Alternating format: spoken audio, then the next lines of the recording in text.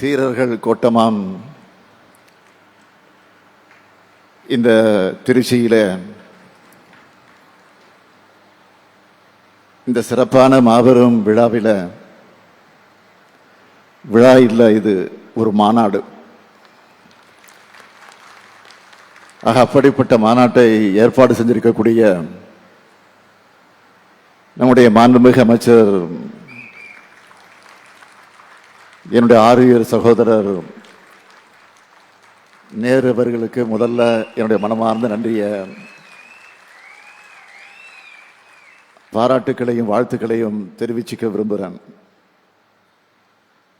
நேருவை பாராட்டுறது என்னை நானே பாராட்டிக்கிற மாதிரி தான் நிறைய முறை சொல்லியிருக்கிறேன். அந்த அளவுக்கு என்னுள் கலந்தவர் நேரு அவர்கள். இந்த தீரர்கள் கோட்டத்தோட தலைமை தீரர் நம்ம நேரு. பல்வேறு அடக்குமுறைகளை சந்திச்சு அதையெல்லாம் வென்று இந்த மத்திய மண்டலத்தை வலுவாக வளர்த்தெடுத்திருக்கிறார். இந்த பயணத்தில் அவர் சந்திச்ச இழப்புகள் ஏராளம். அதெல்லாம் ஈடு செய்ய முடியாத இழப்புகள். அது அத்தனையும் இந்த இயக்கத்துக்காக, எங்களுக்காக, நமக்காக தாங்கிக்கிட்டார் நேரு அவர்கள். பெருமையோடு சொல்றேன், இப்போ அதே உறுதியோடும் மனவலிவோடும் செயல்பட்டு வரார். நம்ம திராவிட மாடல் ஆட்சி அமைஞ்ச பிறகு இந்த அமைச்சரவையில் அவருக்கு நகர்ப்புற வளர்ச்சி துறையை வழங்கணும். அந்த நம்பிக்கையை காப்பாற்றி இன்றைக்கு தமிழ்நாட்டில் இருக்கக்கூடிய எல்லா மாநகரங்கள், நகரங்கள், பேரூர்கள் அனைத்திலும் மிக சிறந்த வகையில் வளர்த்து வருகிறார். அதுக்கு எடுத்துக்காட்டு தான் இன்னைக்கு நான் பஞ்சப்பூர்ல திறந்து வச்சுட்டு வந்திருக்கக்கூடிய முத்தமிழ் அறிஞர் தலைவர் கலைஞர் பெயரால் அமைந்த ஒருங்கிணைந்த பேருந்து நிலையம். அதை பார்த்தவுடன் எனக்குள்ள என்ன தோணுச்சுன்னா, இது பஞ்சப்பூர் அல்ல, எல்லா ஊரையும் மிஞ்சப்போக மிஞ்சப்பூர்னு தோணுச்சு. ஒரே நேரத்தில் 401 பேருந்துகளை நிறுத்துகிற வகையில் பிரம்மாண்டமான பேருந்து முனையமா அது அமைக்கப்பட்டிருக்கு. பசுமை சூழ்ந்ததா இருக்கு. பார்க்கிங் வசதி, ஏர் கண்டிஷன், ஏசி ரூம்ஸ்,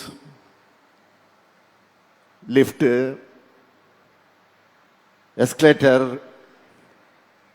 கடைகள்னு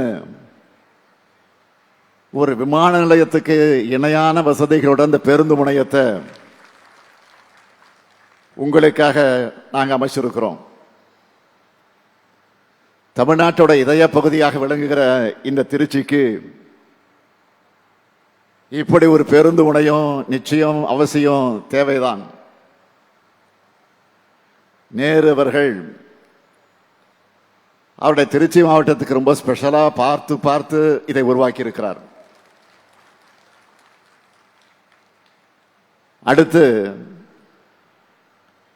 திருச்சியிலிருந்து இன்னொரு அமைச்சரும் இருக்கிறார், நம்ம தம்பி அன்பில் மகேஷ் பொய்யாமொழி. அவர் மட்டும் என்ன லேசுப்பட்டவரா என்ன? பள்ளி கல்வித்துறை அமைச்சரானதுமே அரசு பள்ளிகள் வறுமையின் அடையாளம் இல்ல, பெருமையின் அடையாளம்னு சொன்னார். நேற்று +2 ரிசல்ட் வந்திருக்கு. ஒவ்வொரு ஆண்டும் அதிக விழுக்காடு மாணவர்கள் பாஸ் பண்ணிட்டு வராங்க. இந்த ஆண்டும் அப்படித்தான். கல்வித்தரமும் பெருமளவு உயர்ந்திருக்கு. இடைநீற்றல கூடாதுன்னு ஸ்கூல் போகாமல் இருக்கக்கூடிய மாணவர்களின் வீடு வீடா தேடி தேடி போய் அறிவுரை சொல்லி வேண்டிய உதவிகள் செஞ்சு அவங்களை மீண்டும் பள்ளிக்கு அனுப்புறோம். அதே போல கடந்த 2002ஆம் ஆண்டு நான் டெல்லி போனப்போ அங்க இருந்த மாடல் ஸ்கூல் ஒன்றுக்கு நான் விசிட் செஞ்சேன். கெஜ்ரிவால் முதலமைச்சராக இருந்தபோது அப்போ அந்த ஸ்கூலை பார்த்தப்போ எனக்கு என்ன தோணுச்சுன்னா, இதே மாதிரி இதை விட சிறப்பா தமிழ்நாடு முழுக்க மாதிரி பள்ளிகள் உருவாகணும் என்று அப்பவே நான் முடிவு செஞ்சேன். என்னோட அந்த கனவை ரொம்ப சிறப்பா நம்ம அன்பில் மகேஷ் எல்லா மாவட்டத்திலையும் செயல்படுத்தி காட்டியிருக்கிறார். குறுகிய காலத்திலேயே அங்க படிச்ச நூற்றுக்கணக்கான மாணவர்கள் இந்தியாவோட மிக சிறந்த உயர்கல்வி நிறுவனங்களுக்கும் வெளிநாட்டு உயர்கல்வி நிறுவனங்களுக்கும் படிக்க போயிட்டு இருக்கிறாங்க. அப்படி போற மாணவர்களுக்கு பாராட்டு விழா நடத்தி நாம எல்லா சப்போர்ட்டும் பண்றோம். நேற்றைய தினம் துவாக்குடியில திறந்து வச்ச மாதிரி நிரந்தர கட்டடங்களையும் உருவாக்கிட்டு வரோம். அன்பில் மகேஷ் பொய்யாமொழி அவர்கள் முதல் கட்டத்தை அவருடைய மாவட்டத்தில் கட்டி முடிச்சிட்டார். அது மட்டுமல்ல, மதுரையில் கலைஞர் நூற்றாண்டு நூலக மாதிரி என்னோட திருச்சிக்கும் ஒரு அறிவு சுரங்கம் வேணும் என்று கோரிக்கை வச்சு தற்போது பெருந்தலைவர் காமராஜர் பெயர் சூட்டப்பட்டு மிக பிரம்மாண்டமாக அந்த நூலகம் உருவாகிட்டு இருக்கு. நேரு அவர்களும் அன்பில் மகேஷ் அவர்களும் இப்படி தங்களுக்கு ஒதுக்கப்பட்ட துறைகளில் நல்லா ஸ்கோர் பண்ணி எனக்கு நல்ல பேரை வாங்கி தந்திருக்கிறாங்க. அது எனக்கு ரொம்பவே மகிழ்ச்சியா இருக்கு, பெருமையா இருக்கு. நான் சமீபத்தில் நடைபெற்ற சட்டமன்றத்தில் கூட சொன்னேன், இந்த அரசோட வெற்றி என்பது தனிப்பட்ட ஸ்டாலினின் வெற்றி அல்ல, அமைச்சர்கள் அதிகாரிகளின் கூட்டு முயற்சிக்கு கிடைச்ச வெற்றின்னு சொன்னேன். அந்த வகையில் இந்த 2 அமைச்சர்களுக்கும் துணையா இருக்கக்கூடிய துறை செயலாளர்கள், உயரதிகாரிகள் அத்தனை பேரையும் நான் பாராட்டுகிறேன், வாழ்த்துகிறேன். அவருக்கு உங்கள் சார்பில் என்னுடைய வணக்கத்தையும் செலுத்த விரும்புகிறேன். அடுத்து இந்த நிகழ்ச்சியை இவ்வளவு சிறப்பா ஒருங்கிணைச்சிருக்கக்கூடிய அரசினுடைய முதன்மை செயலாளர் கார்த்திகேயன் ஐஏஎஸ் அவர்களுக்கும், மாவட்ட ஆட்சியர் திரு பிரதீப்குமார் ஐஏஎஸ் அவர்களுக்கும், திருச்சி மாநகராட்சி ஆணையர் திரு சரவணன் ஐஏஎஸ் அவர்களுக்கும், திருச்சி மாவட்டத்தினுடைய அலுவலர்கள் அனைவருக்கும் என் நெஞ்சார்ந்த பாராட்டுக்கள், வாழ்த்துக்கள். இந்த நிகழ்ச்சிக்கு வர்றதுக்கு முன்னாடி நம்ம எல்லாம் ஆளாக்கிய பகுத்தறி பகலன் தந்தை பெரியார், பேரறிஞர் அண்ணா, தலைவர் கலைஞர் ஆகியோருடைய சிலைகளை எல்லாம் திறந்து வச்சுட்டு தான் இந்த மேடைக்கு வந்திருக்கிறோம். இந்த திருச்சிக்கும் இந்த திராவிட தலைமகன்களுக்கும் நிறைய தொடர்பு இருக்கு. கடந்த 100 ஆண்டுகள்ல தமிழ்நாட்டோட வளத்துக்கும் நலத்துக்கும் உயர்வுக்கும் அவங்க தான் அடித்தலாம். தந்தை பெரியார் பிறந்தது ஈரோடு என்றாலும் அவர் மாளிகை கட்டி வாழ்ந்தது இந்த திருச்சி. பெரியாரும் அண்ணாவும் வெவ்வேறு வழக்குகளில் ஒரே சிறையில் இருந்ததும் இந்த திருச்சியில தான். இந்திய எழுத்து அழிப்பு போராட்டத்தை பெரியாரும் கலைஞரும் நடத்தினது இதே திருச்சியில தான். கள்ளக்குடி போராட்டத்தில் கைதான தலைவர் கலைஞர் அவர்கள் திருச்சி சிறையில தான் அடைக்கப்பட்டார். திராவிட இயக்கத்தோட போர் புறப்பாடைய பல்வேறு புத்தகங்கள் இந்த திருச்சி மண்ணில் இருந்துதான் வெளியாச்சு. இதெல்லாம் எல்லாத்தோட அடையாளமாக தான் இந்த திருச்சியில இந்த பெரியார் சிலையும் அண்ணா சிலையும் கலைஞர் சிலையும் திருச்சியில கம்பீரமாக அமைக்கப்பட்டிருக்கு. இதையெல்லாம் திறந்து வைக்கக்கூடிய பெருமை எனக்கு கிடைச்சிருக்கு. இப்படி அந்த தலைவர்களுக்கு சிலை அமைக்கிறது நம்முடைய கடமை மட்டும் இல்ல, நாம காட்டுகிற சிறு நன்றி கடன். நம்மளோட திராவிட மாடல் ஆட்சி அமைஞ்ச பிறகு ஏராளமான முத்திரை திட்டங்களை நாம கொண்டு வந்திருக்கிறோம். அனைத்தையும் பட்டியல் போட்டு சொல்லணும்னா நேரம் பத்தாது, காலம் கடந்துடும். அது சாதனை விளக்க பொதுக்கூட்டமாக மாறிடும். எனவே சிலவற்றை மட்டும் தலைப்புச் செய்தியா நான் சொல்ல விரும்புகிறேன். இன்று திறக்கப்பட்ட 408 கோடி ரூபாய் மதிப்பீட்டில் முத்தமிழறிஞர் தலைவர் கலைஞர் பெயரில் ஒருங்கிணைந்த பேருந்து முனையம், 128 கோடி ரூபாய் மதிப்பீட்டில் 38 ஏக்கர் பரப்பளவில் அண்ணா கனரக வாகனம் சரக்கு முனையம், இன்று அடிக்கல் நாட்டப்பட்ட 236 கோடி ரூபாய் மதிப்பீட்டில் 22 ஏக்கர் பரப்பளவில் பெரியார் ஒருங்கிணைந்த காய்கறி அங்காடி அமைக்கப்பட இருக்கு. 290 கோடி ரூபாய் மதிப்பீட்டில் பெருந்தலைவர் காமராஜருடைய பெயரில் மாபெரும் நூலகம் மற்றும் அறிவுசார் மையம், 18 கோடியே 9 லட்சம் மதிப்பீட்டில் பறவைகள் பூங்கா, 150 கோடி ரூபாய் மதிப்பீட்டில் சர்வதேச ஒலிம்பிக் அகாடமி, 3 கோடி ரூபாய் மதிப்பீட்டில் ஜல்லிக்கட்டு அரங்கம், 4 கோடி 27 லட்சம் ரூபாய் மதிப்பீட்டில் பச்சைமலை சுற்றுலா திட்டம். மிக முக்கியமான திட்டம், இந்த திருச்சி மாவட்டத்தில் தொழில் புரட்சி ஏற்படுத்திட மணப்பாறையில் 1100 ஏக்கர் பரப்பளவில் சிப்காட் என்னால தொடங்கப்பட்டிருக்கு. அந்த தொழிற்பூங்காவில் உலகின் முன்னணி நிறுவனங்களான ஐபிஎல், பெப்சிகோ தொழில் தொடங்க போறாங்க. இதன் மூலம் மட்டும் 10,000க்கும் அதிகமான இளைஞர்களுக்கு வேலைவாய்ப்பு கிடைக்க போகுது. அது மட்டுமல்ல, இந்த நிகழ்ச்சி நடக்கும் இடத்திற்கு அருகாமையில் தான் 400 கோடி ரூபாய் மதிப்பிலான டைடல் பூங்கா என்னால் அடிக்கல் நாட்டப்பட்டு அந்த பணிகளும் நடைபெற்று வருது. இப்படி கடந்த 4 ஆண்டுகளில் 26,066 கோடி ரூபாய் மதிப்பீட்டிலான மெகா திட்டங்கள் திருச்சிக்காக மட்டுமே தரப்பட்டிருக்கிறது என்பதை மகிழ்ச்சியோடு தெரிவிச்சுக்கிறேன். நேற்று திருச்சி வந்ததும் நம்ம திராவிட மாடல் அரசோட முத்திரை திட்டங்கள்ல திருச்சி மாவட்டத்தில் எத்தனை பேர் பயனடைகிறாங்க என்கிற லிஸ்டை வாங்கி பார்த்தேன். எனக்கே வியப்பா இருந்துச்சு. கலைஞர் மகளிர் உரிமை திட்டத்தில் மாசம் 1000 ரூபாய் உரிமை தொகையாக வாங்குகிற சகோதரிகள் எத்தனை பேர் தெரியுமா? 4,42,124 பேர். மாசம் 1000 ரூபாய் வாங்கி உயர்கல்வி உறுதி செய்யப்பட்ட புதுமை பெண் மாணவிகள் 34,074 பேர். இதேபோல் தமிழ் புதல்வன் திட்டத்தில் 16,955 மாணவர்கள் பயன்பெறாங்க. காலை உணவு திட்டத்தில் எத்தனை குழந்தைகள் தெரியுமா பயன்பெறுகிறார்கள்? 86,000 பிள்ளைகள் சூடான சுவையான உணவை வாங்கி சாப்பிடுறாங்க. முதல்வரின் முகவரி திட்டத்தில் தேர்வு காணப்பட்டது 3 லட்சம் மனுக்கள், அதாவது 3 லட்சம் குடும்பங்கள். நான் முதல் திட்டத்தில் 68,000 இளைஞர்களுக்கு திறன் மேம்பாட்டு பயிற்சி.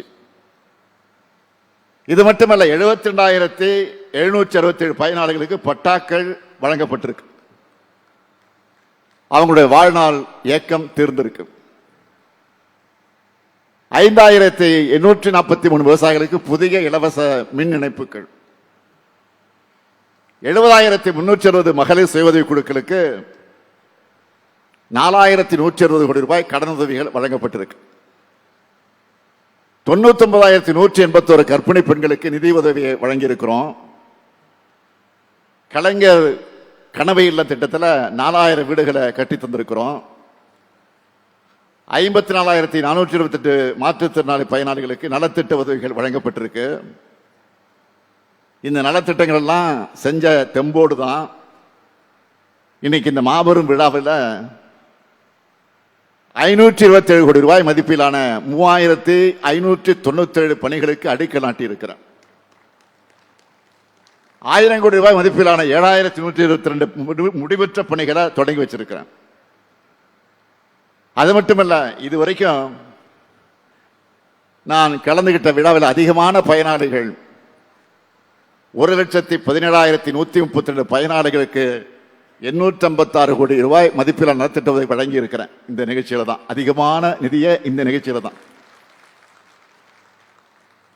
இந்த ஆட்சியோட 4 ஆண்டுகள் முடிஞ்சிருக்கு. 5ஆம் ஆண்டு தொடக்கத்துக்கு வந்திருக்கிறோம். ஆக 5ஆம் ஆண்டு தொடங்கி திருச்சி மாவட்டத்துக்கு தான் வந்திருக்கிறேன். 2 நாட்களுக்கு முன்பு மீடியா நண்பர்களை எல்லாம் சந்திச்சேன். ஊடக நண்பர்கள், மீடியா நண்பர்கள்லாம் சந்திச்சேன். பத்திரிகை நண்பர்களையும் சந்திச்சேன். இந்த 4 ஆண்டுல நம்ம பண்ணியிருக்கக்கூடிய முக்கியமான சாதனைகளை, அதனால தமிழ்நாடு அடைஞ்சிருக்கக்கூடிய வளர்ச்சியை அவங்க கிட்ட ஷேர் பண்ணிக்கிட்டோம். அப்படி சொல்லுகிற போது எனக்கே ஒரு நொடி வியப்பா இருந்துச்சு. அடையப்பா, இவ்வளவு திட்டங்களை தொடங்கி இருக்கோம்னு எனக்கே மலைப்பாதான் இருந்துச்சு.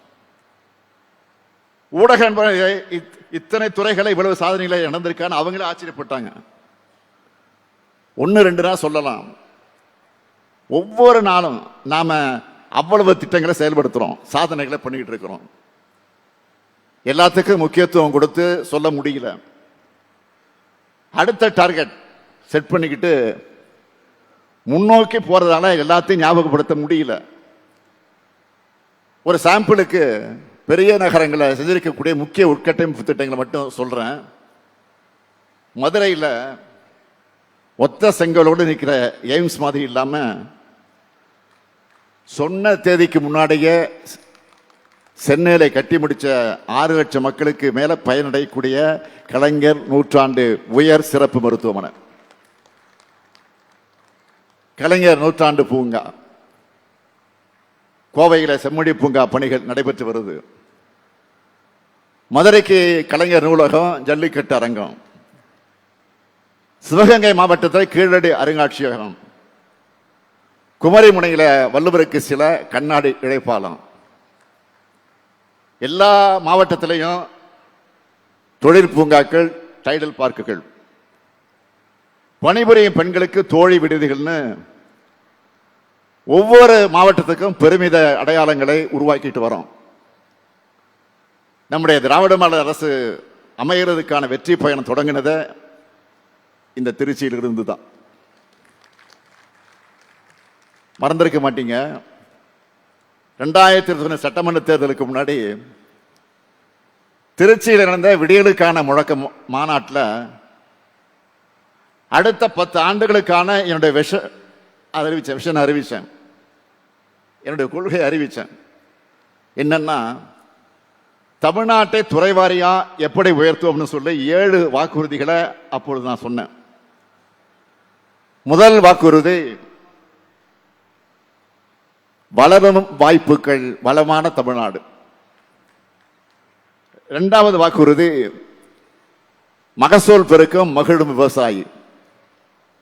3வது வாக்குறுதி, குடிமக்கள் அனைவருக்கும் குறையாத தண்ணீர். 4வது வாக்குறுதி, அனைவருக்கும் உயர்தர கல்வி மற்றும் உயர்ந்த மருத்துவம்.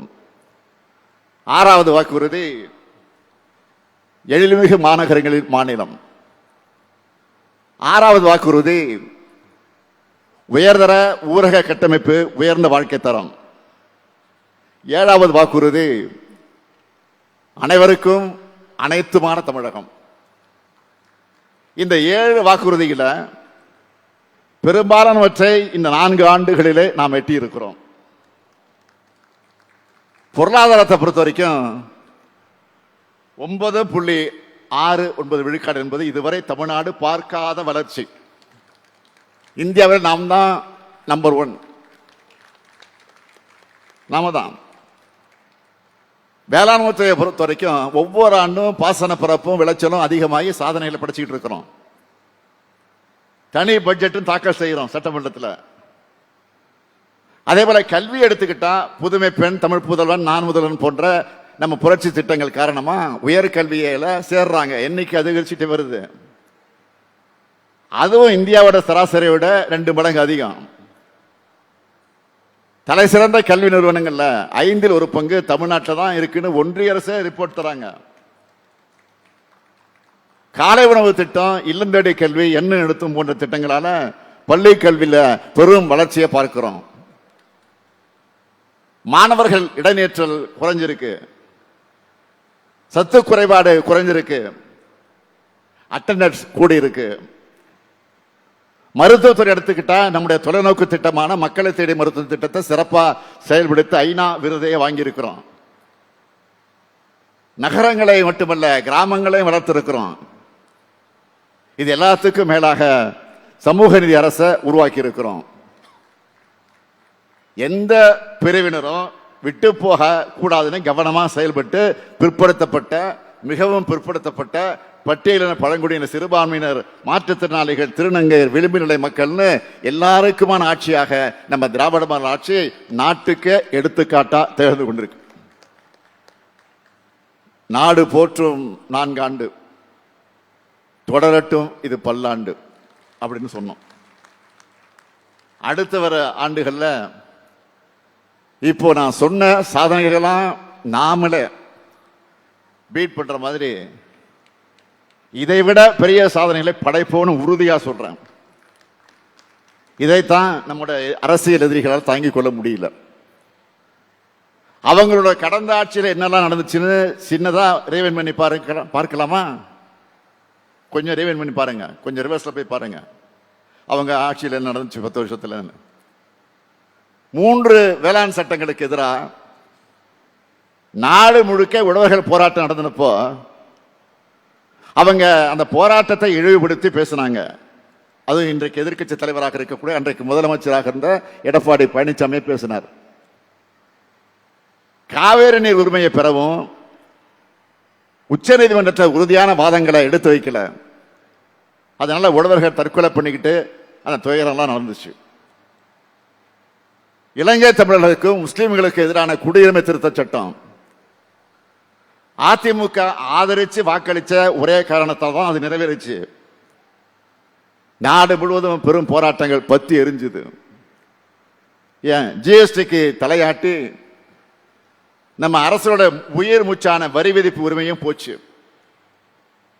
தூத்துக்குடி துப்பாக்கி சூடு, சாத்தான்குளன்னு பொதுமக்களே கொண்டு குவிச்சாங்க. ஏன் இதையெல்லாம் இப்ப நினைவுபடுத்துறேன்னா, அப்படிப்பட்ட 2 ஆட்சியிலிருந்து 4 ஆண்டுகள்ல நம்ம விடியல் ஆட்சி எப்படிப்பட்ட மாற்றத்தை நிகழ்த்தி காட்டியிருக்கோம்னு நீங்க கம்பேர் பண்ணி பார்க்கணும் என்பதற்காக தான் சொன்னேன்.